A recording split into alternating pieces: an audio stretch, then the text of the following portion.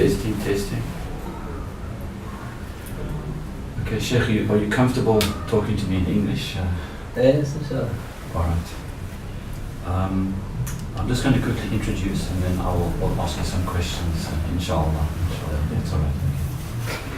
This is Voice of the Cape Drive Time, and I'm at the Phoenix Masjid in Milnerton, and with me is a very honored guest to Cape Town, Shaykh Muhammad Adil.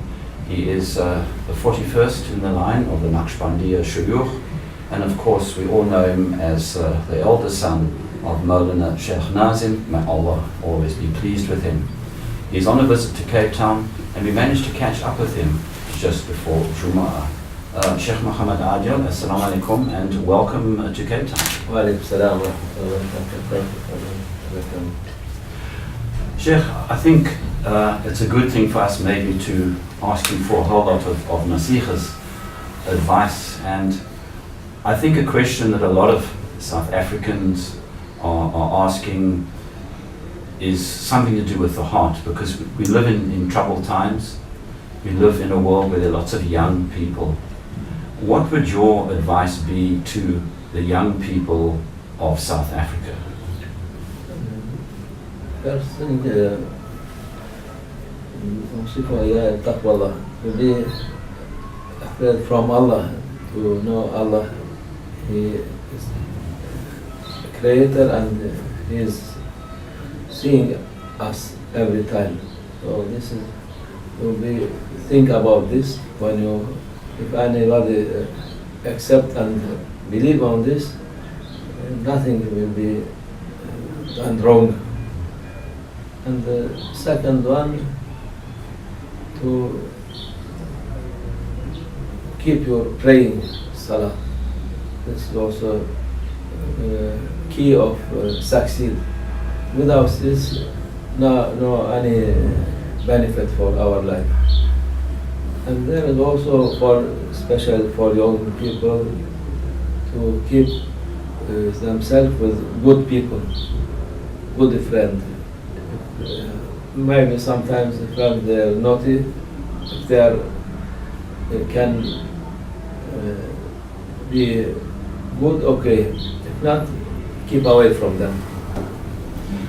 Sheikh, do you think that what young people also need to know is that there's something called Toba, that if somebody, for example, does something wrong, they can always return to Allah wa ta'ala? Of course, this is what the Prophet ﷺ all time saying this. And Allah Azza wa Jal, I just read one hadith before I come every Thursday we make hadith lesson. Allah Azza wa Jal by His holy hadith saying, I am very angry for those people who are hopeless from my forgiveness, from my mercy. I may forgive everything. If anybody thinks different, they like hopeless. We are very sinner people. Allah will not forgive us. I am very angry for these people. And he said, if I was not leaving punishment for next life, I will punish them here also. But this is a good point to say for this. Alhamdulillah, you hear not many this Salafi or Wahhabi, or there are people who not accept these people, making people too hopeless from Allah. Allah will be punish you. Allah will be angry with you. I know Allah is giving many opportunity for people to ask for forgiveness. He said, if you're like mountain your sins, I also forgive. Yeah, would you agree with the idea, I think it was Mawlana Shaykh Hisham that said, don't tell somebody how they can go to hell, tell them how they can go to heaven. What? The question is, when we talk to people about Islam, you've just mentioned the Salafis always say bad things can happen. Do you think that what one should tell a person, not how they can go to hell, but rather how they can enter Jannah? Of course, Allah is even we have, you know, two angels, one right, one left. He writing this reward, this sin. This when somebody doing some good deed, quickly they are writing in the book. Other one, when something doing wrong thing, he said his boss, this one, right one, asking this make wrong thing. May I write it? No, wait, maybe he repent and ask for forgiveness. After a little bit also, Allah make them to wait 8 hours. If on this 8 hours they ask forgiveness, they not right. Even after this also, if they are repent and asking for forgiveness, also all think Allah is merciful for people, but people they are not believe, not they are going against. So they are fault this. They will be regret after, and no benefit for this. You mentioned the word anger. Do you think that what young people and all people need to remember in this day and age, that anger is a very dangerous thing, that one should not be angry all the time? Of course, this is anger. Prophet Sallallahu Alaihi Wasallam also saying, one coming for asking for advice, لا تغضب, don't be angry. لا تغضب, don't be angry. And because anger, when you are angry and not control yourself, is growing, you cannot control for this. Because if one advice for people, if something happen, angry, say astaghfirullah and wait a little bit to control yourself. Not controlling, you hurt yourself before others. Do you think what's important to remember is that when we get angry, you just mentioned it, we don't hurt others, we're actually hurting ourselves more than anything else. The damage is upon us rather than the other person. Yes, of course, this is what happened. The other person maybe make you angry and he left, and you all day you are angry, your blood pressure going up. There's also another idea. Do you think that what young people need to know about Islam, that there's mercy? Your late father always used to talk about the mercy oceans. Would you agree that this should be the entry point for young people? Of course. Even the first thing we read in the Quran, Bismillah ar-Rahman ar-Rahim, mercy, the most merciful also. This is, and Prophet Sallallahu Alaihi Wasallam, all time he was example for mercy in the whole world. Cannot see a point more merciful for him. Another modern day problem, we call it the nafs or the ego. What sort of nasiha can you give us as a sheikh to young people in terms of this? Ego, well, it is like everything. Allah created everything for your benefit. Ego also, it is good for you if you not follow it. If you step on it, ride on it, can take you up. But if you put your ego, you obey your ego order and do what your ego like to do, and you put ego on yourself, you will be like donkey for ego. And ego never take you to good thing, never. But if you are controlling ego, you can take everywhere. No, absolutely. Now, when we look at the world around us with all its problems, how necessary is it for a person to have a murshid or a sheikh? Lots of people always ask this question. What is your answer to this? This is the right way, but people now, shaitan and who follow of shaitan, they make people to be against this. Why? Because these people, they are humble, they are showing the right way, they are showing how to deal with your ego, with yourself, with people around, and it's not good. You must not be like this, not be peaceful, not be helpful for people. You must be aggressive, you must be fighting with people, and so for people to say this is Muslim. But real Muslim, Murshid and Tariqah, they are directly coming from Prophet ﷺ, accepting first Sharia and after Mazhab and after Tariqah. Now they are not accepting Tariqah, and now they are also not accepting Mazhab. Last time when I was 1 week before in London, one he come and he was objecting for something. Say okay, what you are saying it is real. And ask him, you are following Shaykh? He said, no, my Murshid, Prophet ﷺ.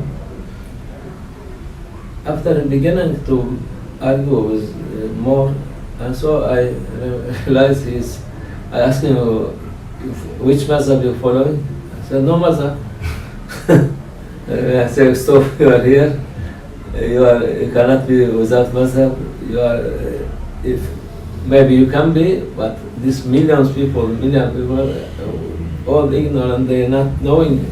If to know, you must read maybe 30 years to be know about Islam. So the Mazhab Imam, Tariqah Imam, all they are awliya Allah. They are murshid, real murshid, and they are taking this real knowledge from Prophet ﷺ. Do you think what a point that we have to make is that if a person wants to follow the tariq or tasawwuf, that number one, you have to follow the Sharia first and foremost, because a lot of people will say, yeah, but you people don't follow the Sharia. If you know Sharia, of course you must accept Sharia, you follow also as much you can, because not everyone can for 100%. Maybe even he not know anything. Okay, come to Tariqah. From Tariqah, story, you see your murshid, you other, you learn for Sharia. You not first one to be knowledge in Sharia. First, as Mawlana Jalaluddin say, come, what you are, what you from any religious you are, come to us. So when he come, he will know and he will learn by himself.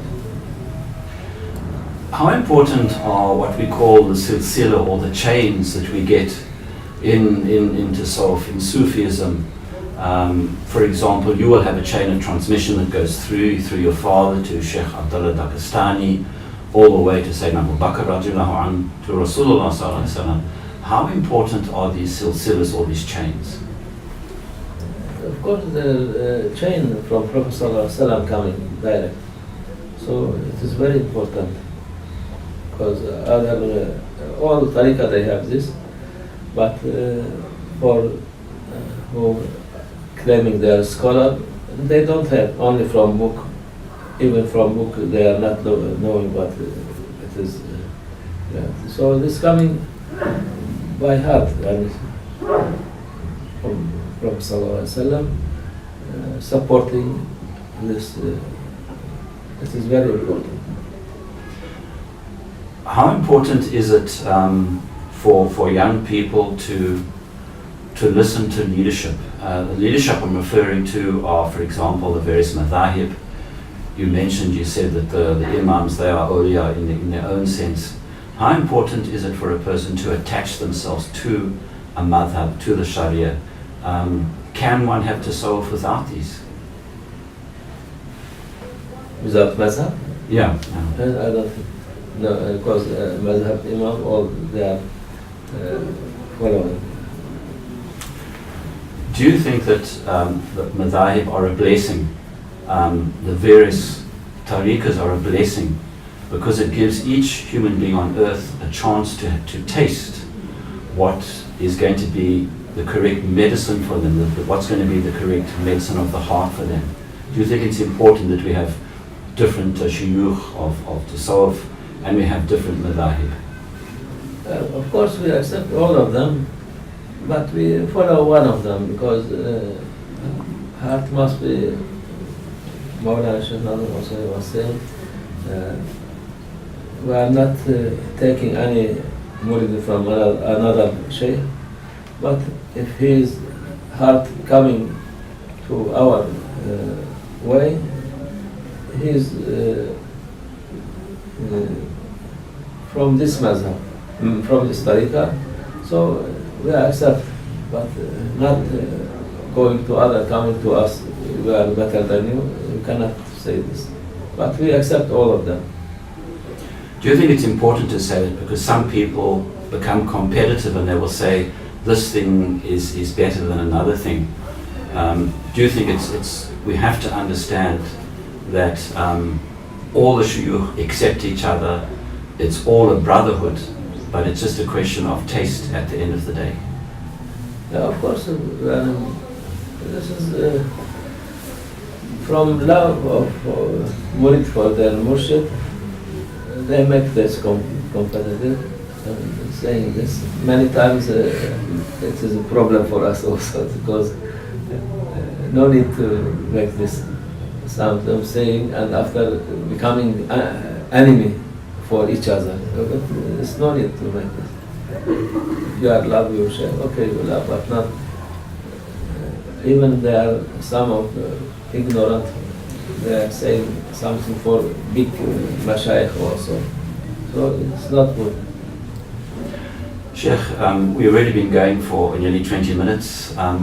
Your final message to the Muslims and to the people of South Africa? South Africa, they are happy with them.